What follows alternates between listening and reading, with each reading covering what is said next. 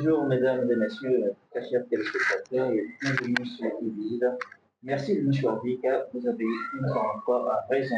Vous êtes sur votre émission à cœur ouvert, votre émission qui a été spécialement concoctée pour vous, pour votre bonheur, pour vous prévenir de ces événements, de ces faits insolites qui ont lieu autour de nous et pour vous outiller en même temps afin de faire face à nos souhaitons, ce sont des faits négatifs lorsqu'ils nous arrivent afin d'être mieux outillés pour y faire face. Alors pour ce numéro, je suis avec deux personnes et pas des moindres. Je suis avec Guillaume Bruno Messin, il est consultant familial, président de l'ONG Notre-Dame des Victoires. Il est dans l'accompagnement psycho-affectif des enfants et des couples. Monsieur Messin, bonjour et merci d'avoir accepté notre invitation. Bonjour, merci beaucoup. Et tout à côté de vous, nous sommes avec la charmante Tatiana Tazan. Elle est naturothérapeute. Elle est également marraine d'un événement qui fait grand bruit. Là, actuellement, on le garde quand même pour la fin. Elle est marraine de cet événement. Alors, Madame Tazan, bonjour et merci d'avoir accepté notre invitation. Bonjour, monsieur, et merci pour l'invitation. Merci. Alors, aujourd'hui, nous allons décortiquer un fait alors très insolite. Cela ne se passe pas tous les jours. On ne souhaite d'ailleurs même pas que cela advienne, mais quand même, c'est pas tout ce qu'on souhaite qui advient, c'est pas tout ce qu'on souhaite qui se passe tous les jours. Alors, ce fait, nous irons d'abord à la régie, prendre de jouer le, le témoignage que nous avons recueilli de cette dame-là qui a suivi ce fait et nous revenons en plateau pour l'analyse. Je me nomme Sandrine. Je vis à Cotonou avec mon mari et mes enfants. Je suis venue vous parler d'une histoire personnelle vécue dans le but de recueillir vos avis et conseils. J'ai ma petite sœur, la Benjamine de notre famille, qui vivait au village. Et après avoir reçu le bac, elle nous a rejoints à Cotonou. Moi, je suis fonctionnaire. Je travaille dans mes va-et-vient. Je ne suis pas tout le temps à la maison. Donc, il y a ma soeur qui reste avec mon mari et mes enfants. De retour d'un de mes voyages, j'ai su que ma soeur est enceinte. De fil à aiguille, question de savoir l'auteur de la grossesse, j'ai su que c'était mon mari qui est l'auteur de cette grossesse. Donc, déboussolée, j'aimerais savoir si vous étiez à ma place, qu'auriez-vous fait? Okay, bon, sinon là, sincèrement, je suis déboussolée. Je ne sais plus quoi faire réellement parce que moi, j'ai déjà eu 2 enfants avec mon mari. Et je ne sais pas si je dois laisser le foyer à ma soeur ou l'accepter en tant que coépouse ou carrément ou la renvoyer ou bien on procède à un avortement. Donc j'aimerais réellement que vous me donniez des conseils et je suis à votre écoute, je vous écoute. Alors, retour en plateau, chers téléspectateurs, vous avez suivi l'événement, vous avez suivi ce témoignage écœurant quand même de celle qui a suivi les conséquences néfastes d'une telle infidélité. Alors, on résume pour ceux qui viennent de nous rejoindre. Il s'agit donc d'une histoire d'infidélité où l'époux trompe son épouse avec la sœur de cette dernière, une grossesse s'ensuit, etc., comme vous l'avez vu. Alors, ceux avec qui je suis aujourd'hui, M. Messan, par exemple, il capitalise 29 années de mariage.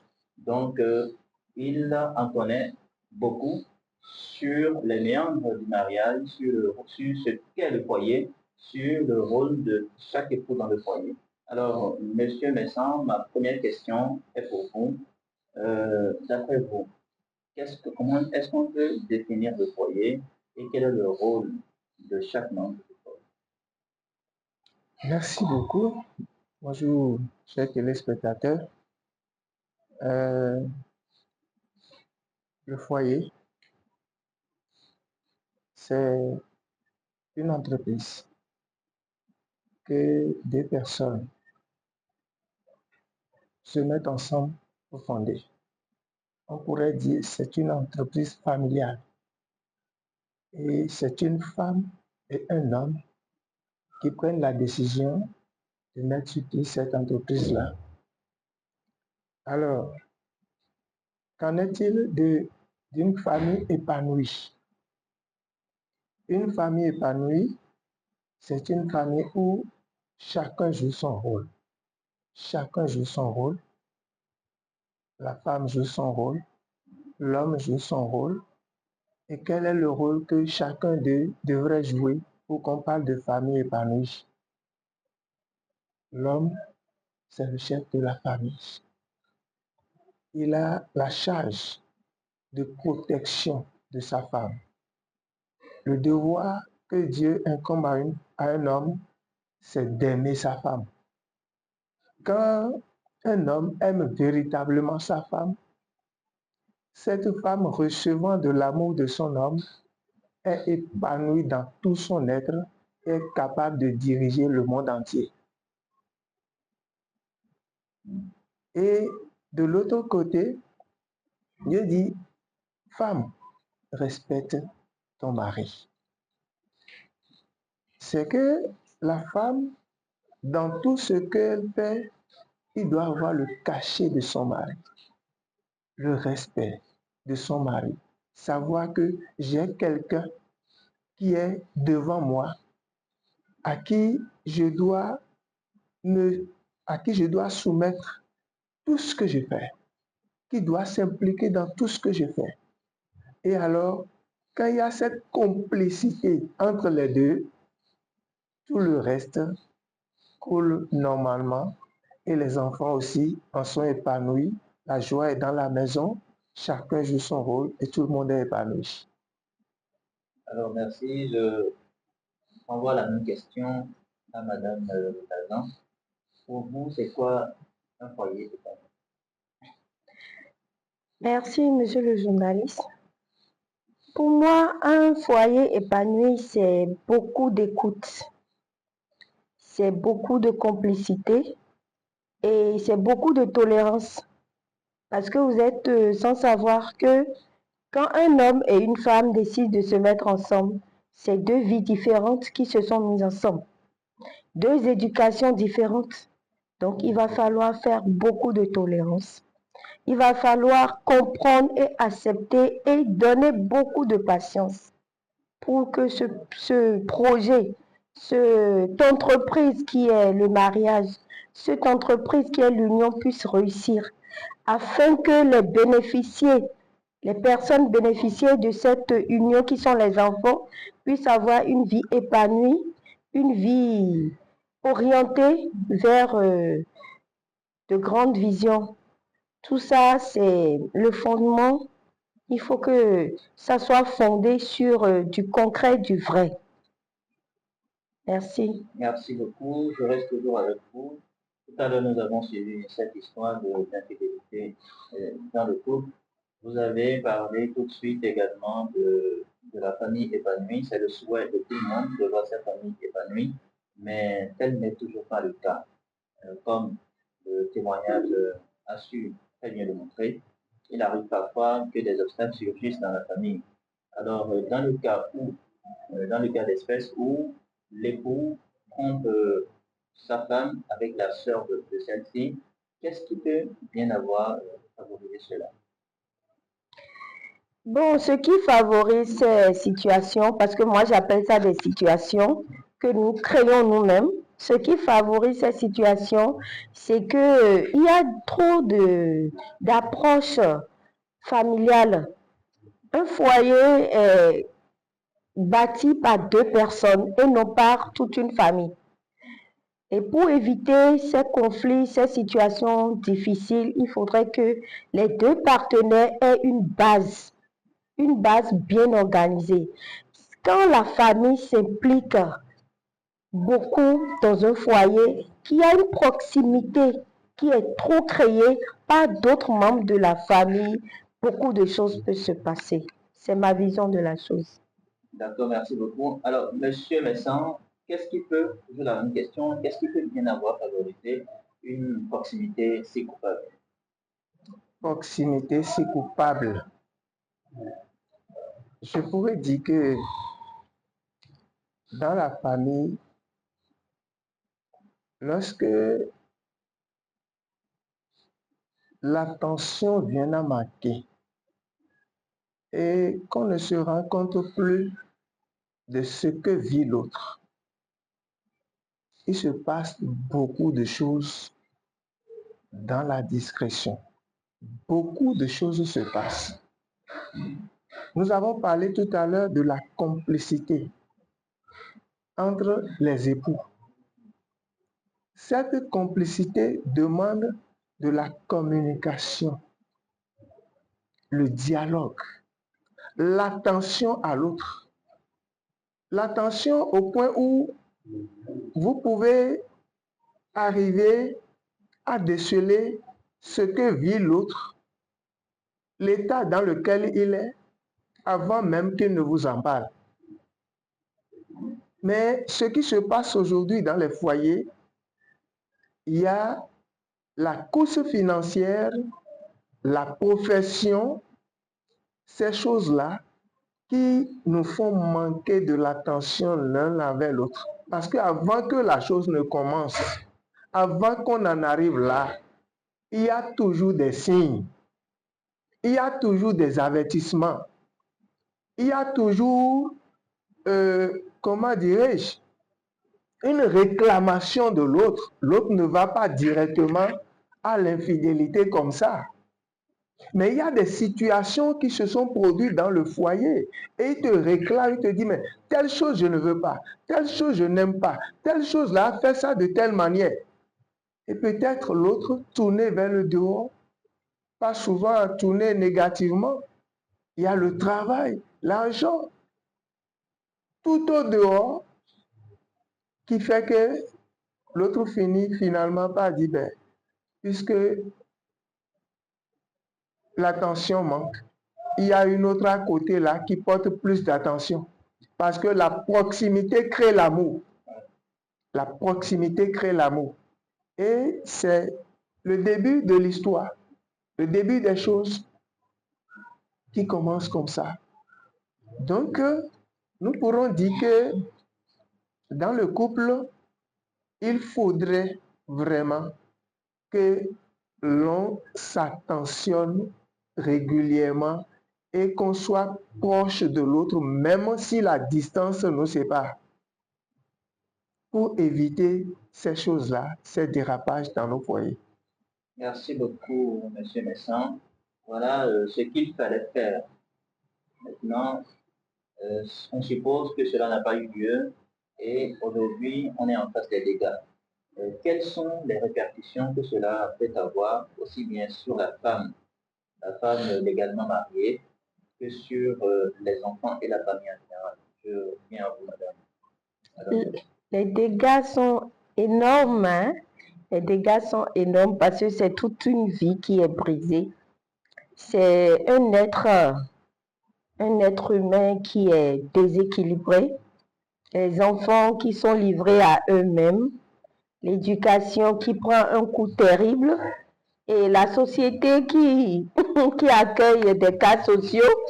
Nous avons tellement d'exemples de ces erreurs que vivement il faut y remédier, il faut y trouver des solutions, il faut y trouver des accompagnements pour pouvoir réduire ces situations déplorables qui ne dépendent pas forcément de nous. Ça peut être des situations improvisées, des choses auxquelles on n'a pas conscience. Monsieur Messan a parlé tout à l'heure de l'écoute dans le foyer. Il a parlé du suivi au sein du foyer de l'homme et de la femme, sans oublier les préoccupations et sans oublier aussi les attentes de la société. Bon, on ne va pas condamner l'un ni l'autre, seulement nous allons passer un peu plus de temps à réveiller nos esprits, à réveiller notre présence effective dans les foyers et l'accompagnement des enfants aussi. Parce que n'oublions pas que tout ce qui se passe, c'est eux qui sont les premières victimes. Merci. Merci beaucoup. Alors, on va se focaliser un peu sur les enfants.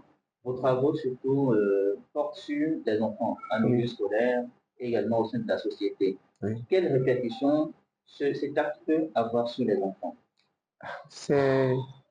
Cet acte, vraiment, c'est toute une famille brisée, en fait.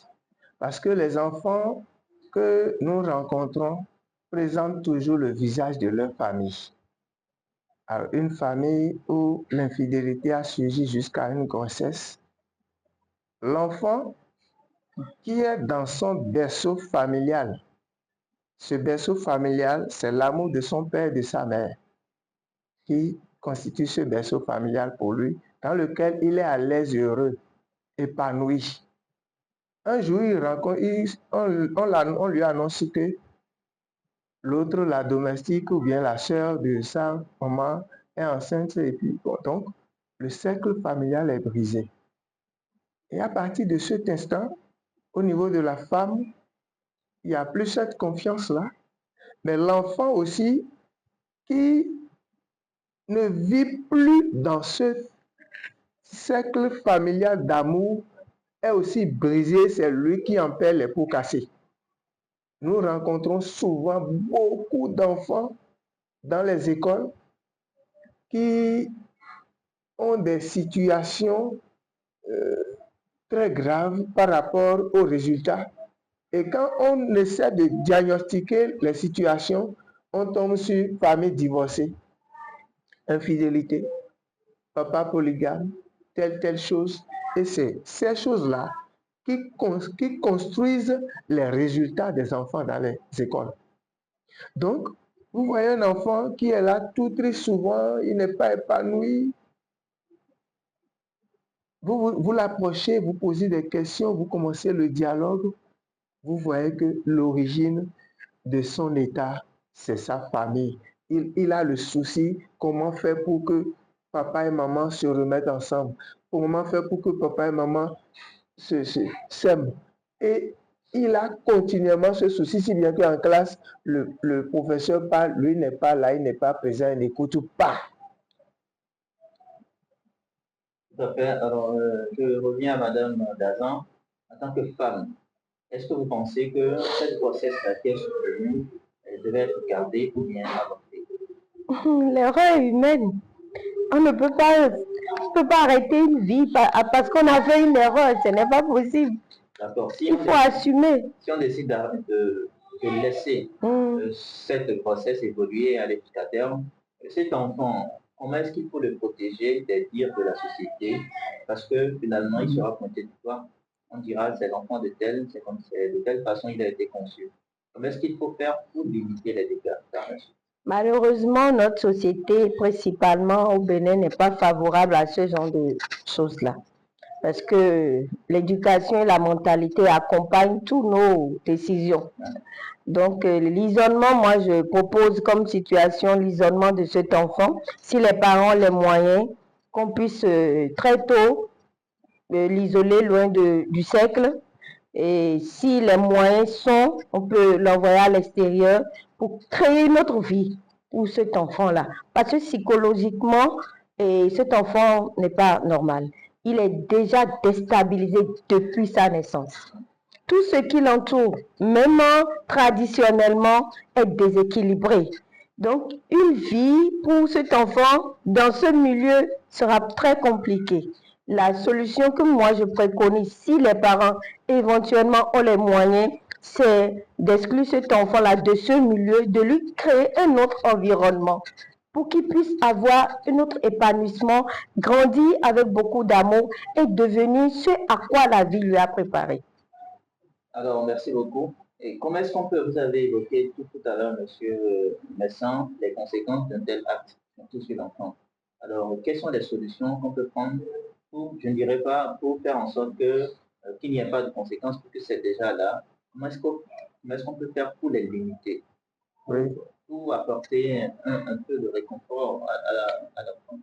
Par rapport à cet enfant qui est déjà conçu, moi non plus, je ne conseille pas l'avortement. Il faut laisser cette vie que Dieu a acceptée venir au monde.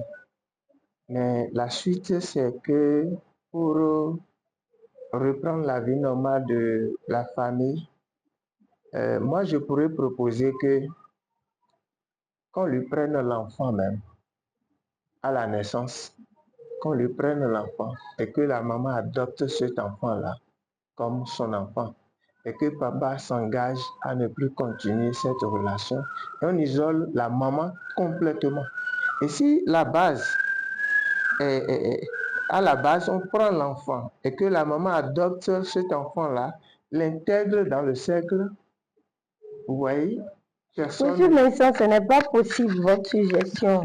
Je ne suis pas du tout d'avis avec vous parce que le fait est que nous sommes tous des personnes et nous avons des yeux, nous voyons, nous respirons. Un être humain ne peut pas, à moins qu'il fasse de l'hypocrisie, accepter cet enfant-là. Il n'y a aucune femme, je vous précise, il n'y a aucune femme qui va accepter vivre ensemble avec cet enfant-là et qui va lui rappeler chaque fois cette erreur de son homme. Si cette femme doit pardonner, doit oublier, il faut que cet enfant-là soit éloigné, isolé de ce foyer. D'accord. Et oui, monsieur Messan, on peut quand même vous écouter. Tout à fait. Les spectateurs sont intéressés par... Tout à fait. Elle a dit qu'en tant que femme, qu'aucune femme ne peut accepter cela. Ça, la femme, dans son être, dans sa chair, ne peut pas accepter. Mais la femme de foi pourra accepter. Une femme de foi pourra accepter, accueillir, qui sait pardonner, pourra accepter vivre avec cet enfant-là. Quand nous parlons du véritable pardon, ce n'est pas le pardon humain. Pourra le faire. Je lui concède sa position. Mais je dis, la dimension dans laquelle je parle, c'est beaucoup plus spirituel. C'est pour des êtres spirituels, en fait, véritablement spirituels. Si une femme comme ça, dans ce cas, pourra vraiment faire. Et parce que ce qu'il y a de ton mari, c'est pour toi. D'accord? C'est tellement facile à dire, monsieur Messan, c'est tellement facile à dire. Ce qu'il y a de ton mari, mais comment cette chose-là a été de ton mari? Comment ça a été de ton mari? Il ne faut pas oublier les circonstances. Tu as pardonné à ton mari. Si tu as pardonné à ton mari... Le pardon ne veut pas dire l'oubli, monsieur Messan. On peut y aller. On peut y aller. On peut y aller. Parce que là, l'enfant là fait partie déjà de la famille. C'est le sang de ton mari qui est là. Et il faut aller au pardon jusqu'à ce degré-là. Et pouvoir permettre à ton mari, quand vous voyez, il dira, ben, voilà ce que j'ai fait. Mais malgré ça, voilà le pardon que m'a accordé mon épouse. Ce pardon-là pourra le guérir, le ramener encore. Il dit, mais alors là, je ne vais plus continuer. C'est un comprimé en fait. Vous voyez? Parce que l'enfant là n'a pas demandé à venir au monde. Mais pourquoi l'éloigner aussi et l'envoyer à l'extérieur? C'est créer un petit démon pour le monde aussi, de l'extérieur, et il viendra un jour combattre tous ces enfants-là qui sont dedans. Autant le maintenir dans le cercle, l'éduquer avec les autres, pour rester dans le schéma-là, pour avoir la même mise sur lui. Mais vous l'envoyez. Vous voyez ce qui s'est passé aux États-Unis, l'homme qui a détruit le World Center, là, c'est un homme formé par les Américains. Et finalement, il est revenu. Donc, on risque d'avoir quelque chose comme ça, une bombe à retardement pour la famille. Donc, il faut gérer le problème à l'intérieur de la famille. Tout est géré, il n'y a pas de problème sans solution. Si on est ensemble et qu'on s'aime vraiment là, quel que soit le problème qui vient, c'est à deux on va le gérer. D'accord, on espère donc que les spectateurs écoutent et que la dame pourra avoir cette fois dont vous parlez, afin qu'elle puisse pardonner à son mari et que la vie reprenne. Alors, Madame Dazan, dans son analyse, M. Messin avait parlé des signes avant-coureurs auxquels certainement la femme n'avait pas prêté attention et qui ont permis la survenue de cet acte-là, de cette situation. Alors, en tant que femme encore, à nouveau, comment est-ce qu'on peut prévenir ces genres de situations? Prévenir ces genres de situations, ça dépend toujours de la base que le couple s'est donnée. Parce que quand on se met ensemble, c'est pour s'accompagner dans les regards, dans les écoutes, dans les comportements. Et moi, je pense que c'est du devoir de l'homme. Parce que c'est l'homme qui est le père du foyer, c'est lui qui est le premier responsable de sa femme. C'est le devoir de l'homme de rappeler sa femme à l'ordre chaque fois qu'il y a manque d'attention, chaque fois qu'il y a manque d'initiative. À un moment, vraiment, je te sens un peu préoccupée ce temps-ci, elle revient un peu parmi nous, occupe-toi un peu de la présence des enfants et tout et tout. C'est un devoir pour l'homme, ça sécurise son foyer, de rappeler sa femme à l'ordre. Parce que c'est l'homme qui fait la femme. C'est le devoir d'un homme de construire sa femme, de faire de sa femme ce qu'elle est. Donc, ces erreurs qui arrivent, c'est toujours partagé. Je pense que les devoirs sont partagés, que ce soit du côté du mari que de la femme. Il y a toujours une préoccupation qui arrive à dépasser l'essentiel. Et il faudrait plus de présence de l'homme pour pouvoir rappeler à l'ordre le fonctionnement de son entreprise. Parce que nous avons dit tout à l'heure que le mariage, c'est une entreprise. Et si vous avez votre entreprise, il faut avoir la politique de votre entreprise. Donc, il faut rappeler à votre épouse, à votre bien-aimé chaque fois sa présence effective au sein du foyer. D'accord. Je reviens à M. Messin. Est-ce que dans le foyer, il y a quand même des périmètres, peut-être pour la femme, pour le mari et pour les autres membres de la famille? Est-ce qu'on ne peut pas supposer qu'à un moment donné, la femme au foyer a laissé sa sœur entrer dans son périmètre de devoir, par exemple, balayer la chambre conjugale, dresser le lit, tout ça? Est-ce que payer strictement à son périmètre et faire ses devoirs n'est pas également un moyen de prévenir ces genres de situations? Oui, vous savez, les périmètres, payer au périmètre, moi je dirais que c'est vrai que tout est défini dans le foyer. Ouais. L'homme doit faire ci, la femme doit faire ça. Mais quand il y a l'amour, on dépasse ces limites-là. Tout ce que l'homme peut faire dans le foyer, la femme peut également le faire. Et tout ce que la femme peut faire dans le foyer, l'homme peut le faire s'il y a l'amour. S'il y a le véritable amour. C'est comme vous demandez tout à l'heure, qu'est-ce qu'on peut faire pour prévenir ces choses, l'infidélité dans le couple? À mon humble avis, est-ce qu'on peut définir des choses pour prévenir? Parce que la nature humaine est ce qu'elle est, en fait. Si vous prenez une femme et un homme, dans leur développement, dans leur évolution, vous allez voir, la femme arrive à la ménopause. Mais l'homme n'est jamais ménopausé. Jusqu'à son dernier souffle encore, il peut encore faire d'enfants. Mais ça veut dire que la conception de l'un et de l'autre n'est pas spirituellement la même. Donc, dans l'évolution du couple, il n'y a que la femme ménopausée avec l'éducation que nos anciens parents ont donnée. Ce que nous constatons dans les couples aujourd'hui, c'est que les femmes ménopausées aujourd'hui disent « Bon, j'ai déjà fait d'enfants. Comme j'ai fait d'enfants, pour eux, la vie sexuelle dans le couple, c'est faire d'enfants. Et quand on fait d'enfants, on est retraité. Alors qu'au niveau de l'homme, c'est maintenant que l'activité commence, il doit se rajeunir à partir de la vie sexuelle. Et sa femme aussi, parce que laissez-moi vous dire que au niveau de la femme, lorsque les ménopauses commencent, le sperme de l'homme est un liquide vitalisant pour le vagin de la femme. Mais la paresse s'y mêle. On se dit, bon, maintenant on a déjà fait les enfants et la femme se voit foyer, famille tout acquise, mari tout acquis et elle néglige ce qu'elle doit faire à ce plan-là. Et comme l'a dit Madame tout à l'heure, elle disait que l'homme est le chef, il doit rappeler ramener l'attention de sa femme dans le foyer. Mais laissez-moi vous dire, à ce niveau-là aussi, il y a ce qu'on appelle les tempéraments que nous avons hérités de nos parents,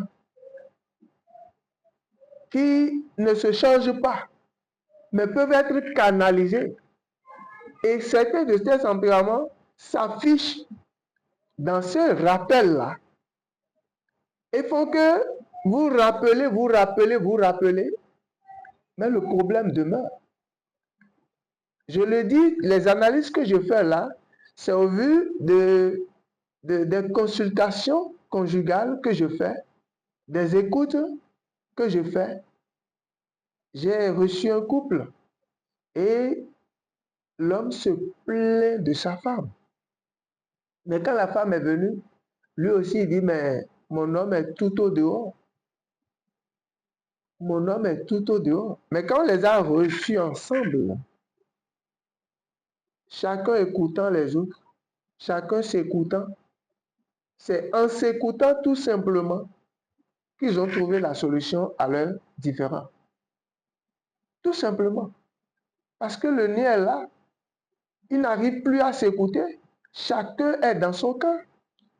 Donc, la vie sexuelle doit être entretenue dans le couple, quel que soit l'âge. Quel que soit l'âge. Parce que c'est un besoin vital aussi bien pour la femme que l'homme. Et comme le disait une femme un jour, elle dit, le meilleur sport qui rajeunit, qui fortifie, c'est la sexualité. Alors, merci beaucoup. Donc, il faut s'entretenir. J'espère que chacun de nous prend une bonne note. Et la question suivante pour terminer ce dossier, c'est est-ce que ces genres de situations ne viennent pas porter un coup à la solidarité africaine qui nous caractérise et qui consiste à accepter chez soi un frère, une sœur, et que cette personne puisse continuer les études? Madame Dabo. Bien sûr que ça a son impact négatif sur la société et sur la famille aussi. Parce que quand tu entends des situations comme ça, tu cherches des solutions pour que ça ne t'arrive pas. Et tu n'as pas à accepter quelqu'un sur ton toit. C'est pour pouvoir sécuriser ses arrières. Parce que c'est le contact qui crée tous les problèmes. Quand il y a beaucoup de proximité, surtout quand il s'agit de foyer, d'un homme et d'une femme, qui à la base n'ont pas encore assez d'expérience, qui à la base n'ont pas encore eu un accompagnement spirituel bien fondé, à la base n'ont pas encore des mentors, et que la famille s'implique très tôt, ça amène toujours des dégâts. Il faudrait laisser le temps aux foyers, aux femmes et hommes mariés de faire leur propre expérience, de vivre leur vie, d'avoir un parcours concret avant que la famille ne s'implique à temps peu. Parce que tout ce qui est proximité, que ce soit famille, que ce soit amis, que ce soit connaissance, relation, ça amène toujours des problèmes, ça amène toujours des conflits, ça amène toujours des situations répercutantes sur la société. Parce que tout ce qui se passe là, ça a de grandes répercussions sur des années, puisque les enfants qui vont sortir de ce foyer seront des enfants vraiment inaccomplis. Et quand vous rencontrez ces gens d'enfants dans la société, vous rencontrez assez de dégâts. Donc, qu'est-ce qu'il faut faire? Il faudrait revoir le système de familiarité dans notre environnement, dans notre pays, et éduqués, informés par rapport à cela, parce que les gens ne prennent pas les choses comme elles sont.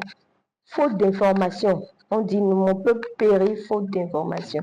Il faut qu'on informe assez. Il faut que des personnes comme vous accompagnent par vos émissions des situations pour que les gens puissent entendre, que ce soit en français qu'en fond, qu'on puisse comprendre que l'information, parce que ce n'est pas bien pour un jeune couple de mettre à côté de la famille.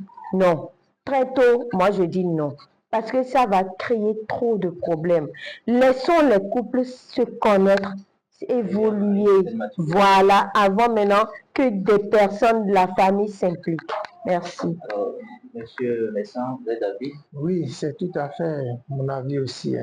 Pour laisser le couple se connaître, faire son expérience, grandir, avoir de la maturité pour pouvoir faire face aux défis. Alors, merci beaucoup.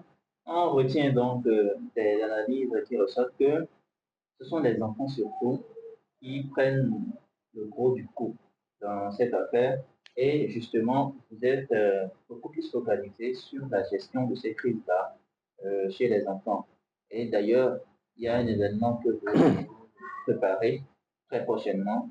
Pour nous en parler un peu, de quoi est-ce qu'il s'agit? Voilà.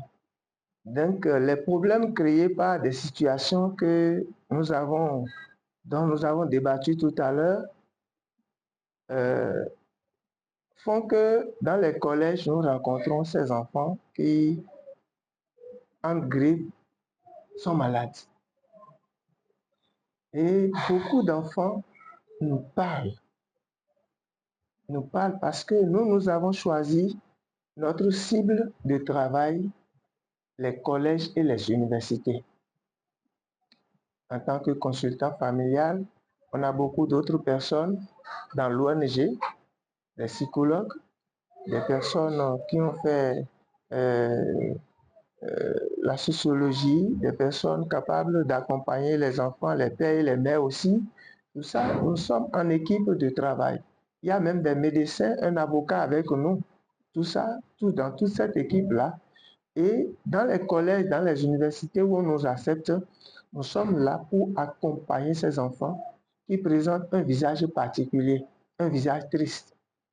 Et à partir de ce que nous observons, nous entrons en dialogue avec les enfants et de manière professionnelle, on les met en confiance, ils s'ouvrent à nous, ils parlent et on diagnostique un peu les causes de leur état, du rendement faible qu'ils sont en train de produire.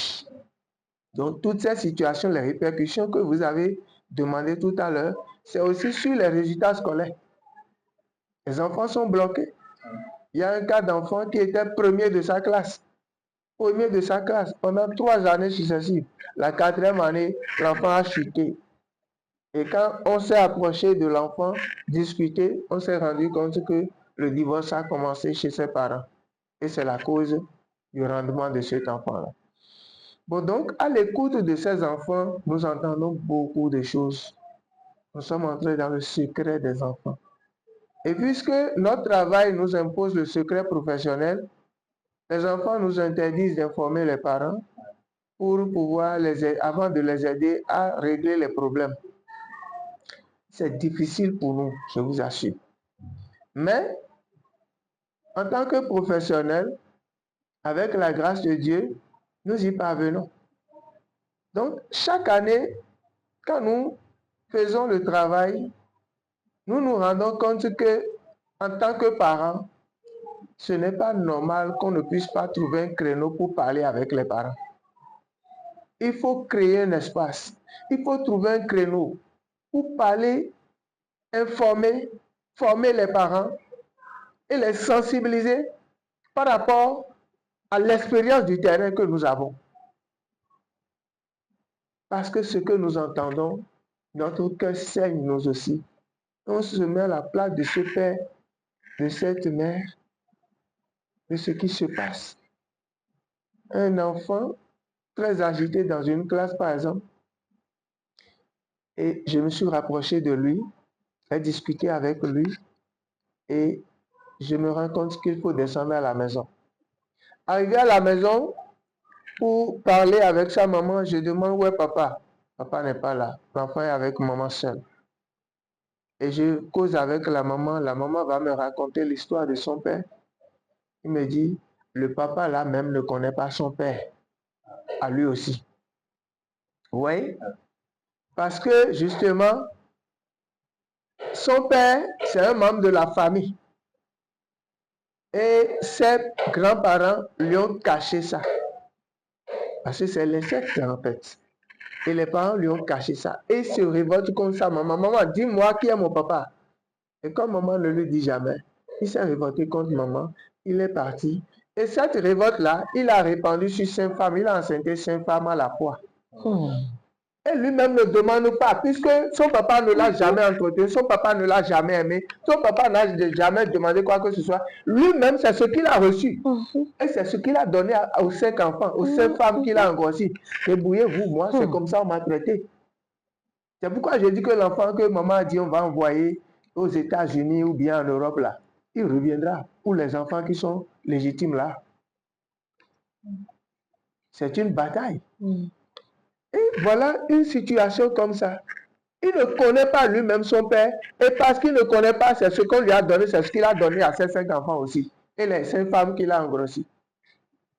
Donc, c'est des cas que nous vivons, que nous voyons dans les familles. Et alors, nous nous sommes dit que il faut que ça s'arrête. Il faut arrêter ce massacre. Il faut trouver une solution pour arrêter ce massacre, c'est mettre les parents au parfum de nos expériences, de ce que nous vivons. Vous avez ça, c'est un cas par exemple que j'ai donné. Partager l'information avec les parents, sans identifier ces enfants-là. Et dire aux parents, tu m'entends maintenant, c'est peut-être ton enfant que j'ai reçu dans un collège, tu ne sais pas. De façon anonyme. Anonyme. Donc réveille-toi et leur donner les stratégies, les comportements à avoir à la maison, les amener malgré les occupations professionnelles, à être beaucoup plus présent, avoir de la complicité entre papa et maman. Si l'un est très pris au service, que l'autre soit là. Maman, tu es déjà parti à la maison, moi je vais venir à 22h, il faut que tu sois là. Non mais tout le monde déserte les lieux, les enfants s'auto-éduquent. Par le portable, il y a tellement d'exemples, il y a tellement de cas que nous allons partager au cours de cet événement. C'est pourquoi nous avons choisi, organisé, voilà, une journée, une soirée récréative pour les parents en fait. Rien que les parents. Et l'objectif général de cette soirée, c'est d'informer, de former, de sensibiliser et de donner des conseils qui pourront permettre à ces parents-là de repartir chez eux pour créer la révolution dans l'éducation. Pour changer les choses, il faut que ça bouge.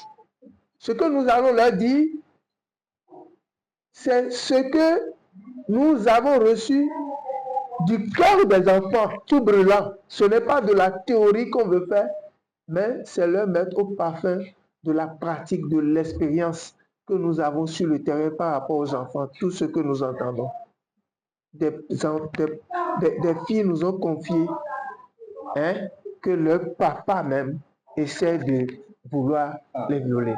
Beaucoup de cas. Donc, après toute cette information et ces moments, nous aurons aussi à primer certains parents qui vont donner leur témoin, le témoin de leur vie, de l'éducation qu'ils ont donnée à leur enfant, de l'éducation réussie en fait.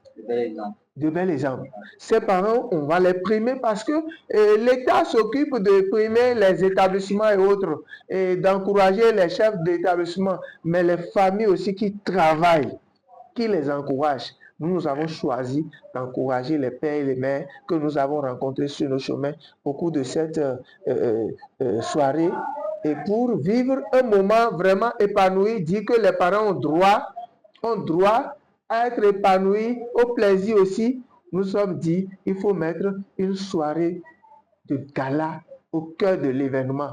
tout en faisant l'information, la formation, la sensibilisation et les conseils avec les professionnels de l'éducation qui seront là, nous avons choisi d'y mettre de la bonne musique avec un DJ qui s'appelle La Poussière. Il a dit qu'il va mettre de la poussière dans l'air, la poussière musicale à telle enseigne que de 20h à 6h, aucun parent ne pourra dormir. C'est la nuit des parents. Chers parents, papa et maman, nous voulons vous inviter parce que cet événement va être une innovation.